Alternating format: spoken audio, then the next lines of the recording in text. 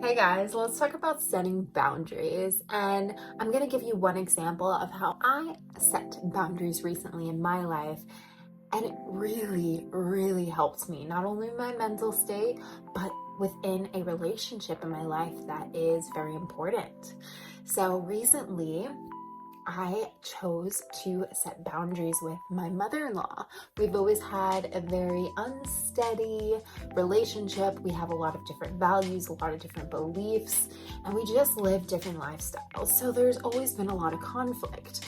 Now, I've known her for over 7 years. I've been with my husband for over 7 years. And so it's definitely been it's been challenging. But recently I got up the nerve and I released and dropped the fear as well as dropped expectation around what I would receive back from setting these boundaries.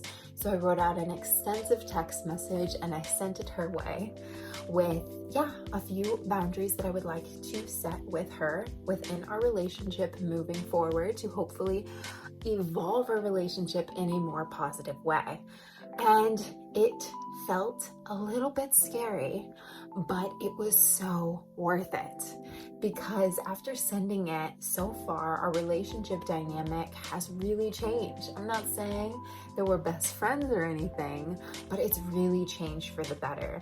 We're both respecting each other's boundaries so much more than we ever have because we made it clear to each other what those boundaries were. And I made sure within that long text message of my boundaries, I opened up the table to her as well to share her boundaries, if she had any that she would like to voice to me, so that we could both mutually respect those boundaries together and form a more positive relationship. So she wrote me a letter back and she chose that way to respond through letter because that felt comfortable to her.